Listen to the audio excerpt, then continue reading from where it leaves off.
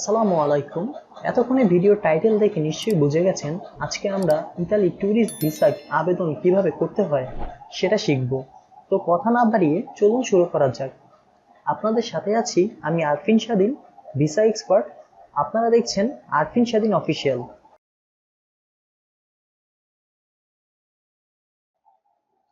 First of all, Italy tourist visa apply করার জন্য আমাদের একটি ব্রাউজারে চলে যেতে হবে।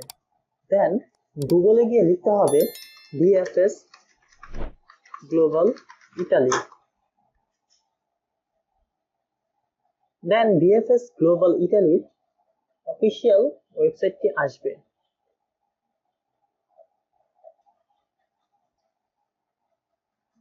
ভিএফএস গ্লোবাল ইটালির ওয়েবসাইটে আসার পর আমরা চলে যাব অ্যাপ্লাই ফর এ ভিসা। দেন এখান থেকে ভিসার টাইপটি সিলেক্ট করতে হবে।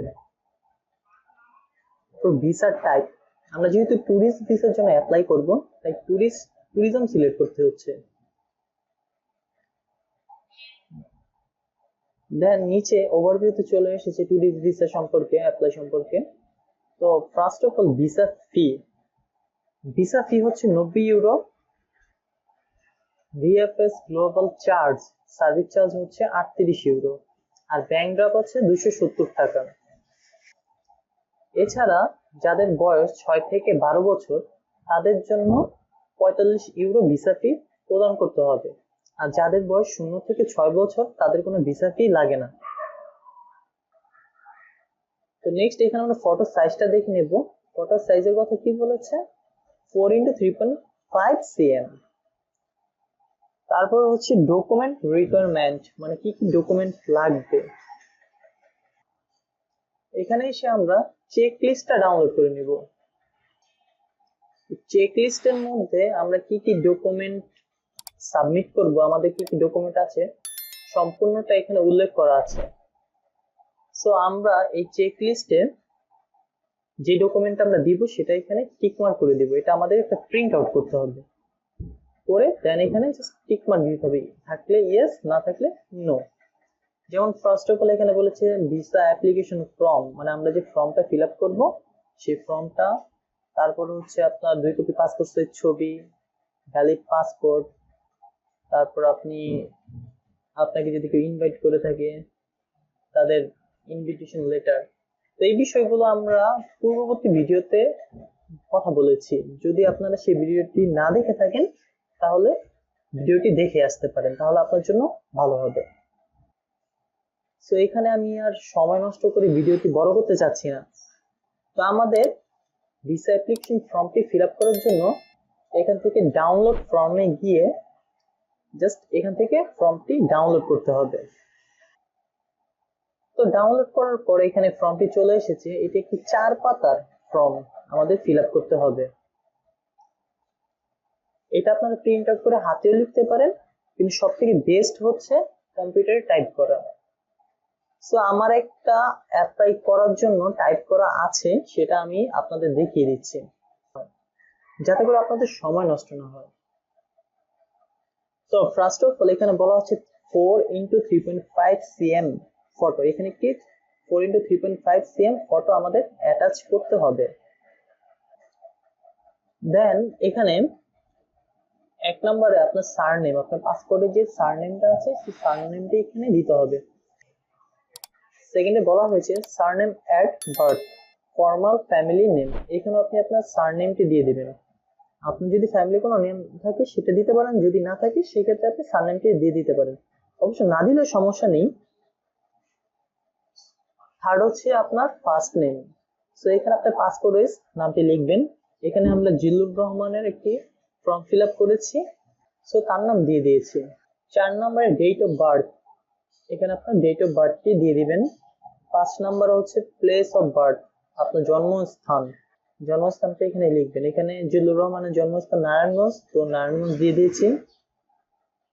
কান্ট্রি অফ বার্থ, আপনি কোন কান্ট্রির জন্মগতভাবে নাগরিক, তো এখানে বাংলাদেশ, তো বাংলাদেশ। 7 নম্বর হচ্ছে কারেন্ট ন্যাশনালিটি, বর্তমানে আপনার ন্যাশনালিটি কোন দেশের, তো এখানে বাংলাদেশ, তো বাংলাদেশ দিয়েছি। যদি আপনি ডিফারেন্ট কোনো কান্ট্রির ন্যাশনালিটি থাকে সেক্ষেত্রে এখানে লিখতে হবে। 8 নম্বরে হচ্ছে আপনার জেন্ডার, আপনি যদি মেল হন মেল, ফিমেল হলে ফিমেল, তো এখানে উনি মেল, সো মেল দিয়েছি। 9 নাম্বার হচ্ছে সিভিল স্ট্যাটাস, আপনি কি সিঙ্গেল, যদি হন সিঙ্গেল, ম্যারিড হলে ম্যারিড, ডিভোর্সি হলে ডিভোর্সি, আপনি যেটা আপনার সিভিল স্ট্যাটাস আছে সেটাই দিবেন। সো এখানে সিঙ্গেল দিচ্ছি যেহেতু উনি সিঙ্গেল। 10 নাম্বার হচ্ছে প্যারেন্টাল অথরিটি, যাদের বয়স 0 থেকে 6 বছর তাদের ক্ষেত্রে প্যারেন্টাল অথরিটিটা দিতে হয়, বাবা মার নাম, অ্যাড্রেস। সো সেক্ষেত্রে এখানে এটা ফিল আপ করতে হবে। 11 নম্বর হচ্ছে ন্যাশনাল আইডেন্টিটি নাম্বার, সো এখানে আপনি আপনার এনআইডি কার্ডের নাম্বারটি দিয়ে দিবেন। তারপর 12 নম্বর হচ্ছে টাইপ অফ ট্রাভেল ডকুমেন্ট, আমাদের ট্রাভেল ডকুমেন্ট হচ্ছে পাসপোর্ট, পাসপোর্টের মধ্যে আবার টাইপ আছে, ordinary, diplomatic, service passport, official passport. So আমাদের যে সাধারণ মানুষের যে পাসপোর্টটি হয়ে থাকে সেটা হচ্ছে অর্ডিনারি পাসপোর্ট, সো এখানে অর্ডিনারি পাসপোর্ট সিলেক্ট করতে হবে। 13 নম্বর হচ্ছে ট্রাভেল ডকুমেন্ট, ট্রাভেল ডকুমেন্ট হচ্ছে আমাদের passport number, date of issue, date of issue হচ্ছে আমাদের পাসপোর্টের যে ডেট অফ ইস্যু সেই নাম্বারটা এখানে দিতে হবে। ভ্যালিড ইউনিট, ভ্যালিড ইউনিট হচ্ছে আমাদের পাসপোর্টের যে এক্সপায়ারি ডেটটা আছে, মানে কতদিন আমাদের পাসপোর্টের ভ্যালিডিটিটা আছে। 16 নম্বর হচ্ছে আমরা পাসপোর্টটি কোথা থেকে করেছি, সো এখানে ভিআইপি ঢাকা, ঢাকা থেকে আমাদের পাসপোর্ট গুলো ইস্যু হয়। তারপর 17 নম্বর হচ্ছে personal data of the family member who is an EEA, মানে ইউরোপীয় ইউনিয়নের মধ্যে আপনার কোনো আত্মীয় স্বজন আছে কিনা তাদের ডিটেলসটাই 17 নম্বরে দিতে বলেছে। যদি থাকে সেক্ষেত্রে তার first name, surname, date of birth, nationality, number of travel documents দিবেন। এটা মূলত যাদের স্পন্সর ভিসার জন্য অ্যাপ্লাই করে তাদের এটা থাকে। সো এখানে যেহেতু আমরা টুরিস্টের জন্য অ্যাপ্লাই করছি সেক্ষেত্রে এটা এখানে হবে না। 18 নম্বর হচ্ছে ফ্যামিলি রিলেশনশিপ উইথ ইইউ, মানে ইউরোপীয় ইউনিয়নে যে আপনার ফ্যামিলি মেম্বার আছে তার সাথে আপনার ফ্যামিলি রিলেশনশিপটা কি, সেই রিলেশনশিপটা এখানে উল্লেখ করে দিতে হবে। তারপর 19 নম্বরে হচ্ছে applicant home address and email address, মানে যার জন্য ফর্মটা ফিল আপ করা হবে তার হোম অ্যাড্রেস এন্ড ইমেল অ্যাড্রেসটা এখানে দিতে হবে, আর টেলিফোন নাম্বারে এখানে তার ফোন নাম্বারটা দিতে হবে, অবশ্যই নাম্বারটি সচল হতে হবে। 20 নম্বরে হচ্ছে resident in country other the country of current nationality, আপনি বাংলাদেশ ছাড়া অন্য কোনো কান্ট্রির রেসিডেন্ট পারমিট আপনার আছে কিনা, থাকলেও কতদিনের জন্য। সো আমাদের যেহেতু নেই সেহেতু নো। তারপর 21 নম্বর হচ্ছে কারেন্ট অকুপেশন, আপনার অকুপেশন কি, আপনি বিজনেসম্যান, জব হোল্ডার, নাকি স্টুডেন্ট। সো এখানে জিল্লুর রহমান হচ্ছে একজন বিজনেসম্যান, সো এখানে প্রোপাইটার দেওয়া হয়েছে। যদি আপনি জব হোল্ডার হন সেক্ষেত্রে আপনার দিতে হবে জব হোল্ডার।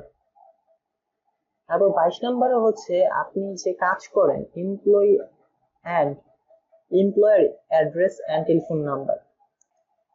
যেহেতু জিল্লুর রহমান বিজনেসম্যান সেহেতু সে নিজেই তার এমপ্লয়ার, সেহেতু তার নাম এবং তার business address and phone number.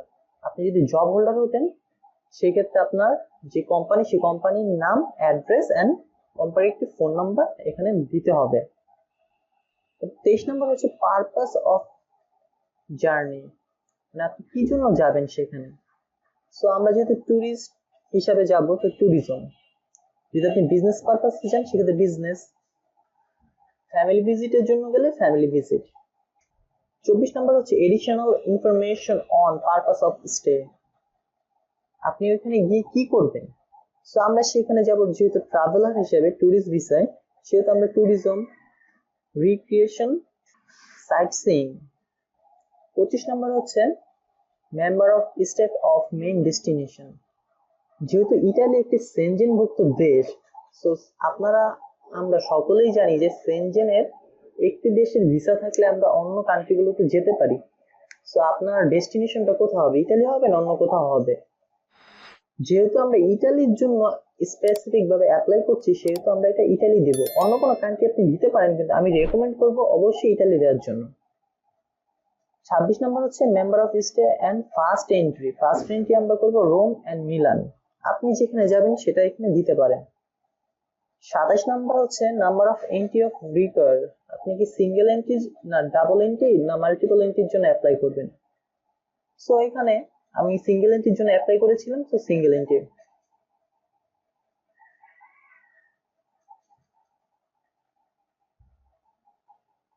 28 নম্বর হচ্ছে আপনি কবে অ্যারাইভ করবেন ইতালিতে, এন্ড ইতালি থেকে আপনি রিটার্ন কবে আসবেন।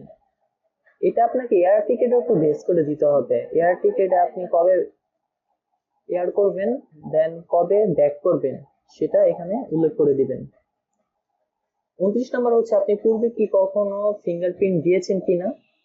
যদি দিয়ে থাকেন সেটা এখানে উল্লেখ করতে হবে, না দিলে নো।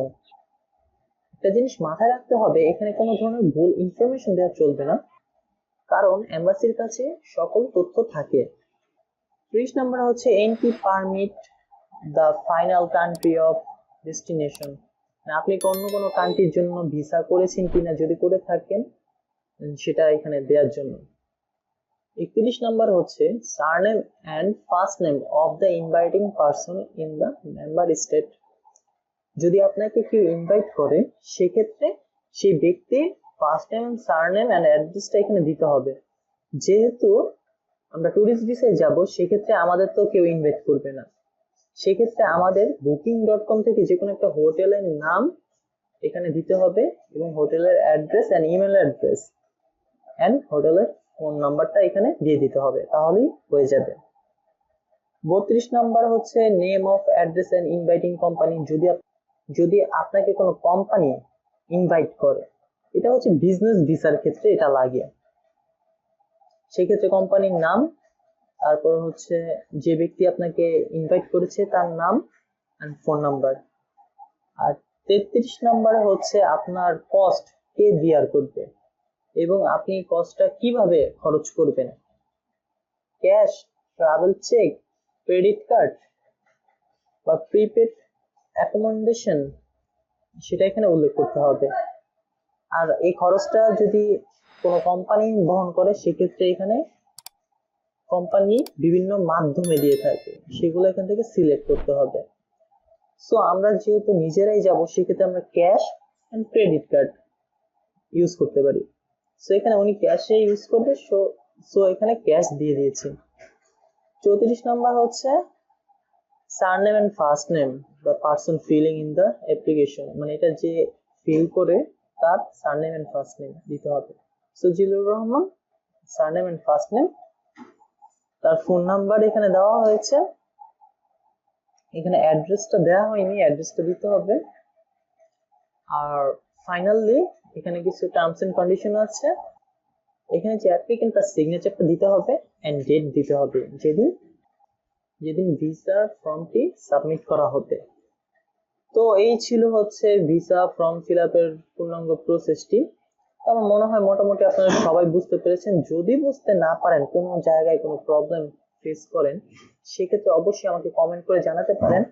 আর হ্যাঁ, ইতালি ট্যুরিস্ট ভিসার জন্য আপনাকে অবশ্যই রাউন্ড ট্রিপ এয়ার টিকেট লাগবে এবং হোটেল বুকিং লাগবে। So round trip air ticket দামি কিভাবে আপনারা করবেন এবং হোটেল বুকিং কিভাবে করবেন সেই বিষয়ে যদি আপনারা ভিডিও চান সেক্ষেত্রে অবশ্যই আমাকে কমেন্ট করে জানাবেন, তাহলে আমি আপনাদেরকে সে বিষয়ে একটি পূর্ণাঙ্গ ভিডিও করে দেব। সো আজকের মতো এখানেই বিদায় নিচ্ছি। আল্লাহ হাফেজ। যদি ভিডিওটি ভালো লাগে সেক্ষেত্রে লাইক করতে পারেন, আর আপনার যে কোনো মন্তব্য আমাকে কমেন্টের মাধ্যমে জানাতে পারেন। আর হ্যাঁ, চ্যানেলটি সাবস্ক্রাইব করতে একদম ভুলবেন না।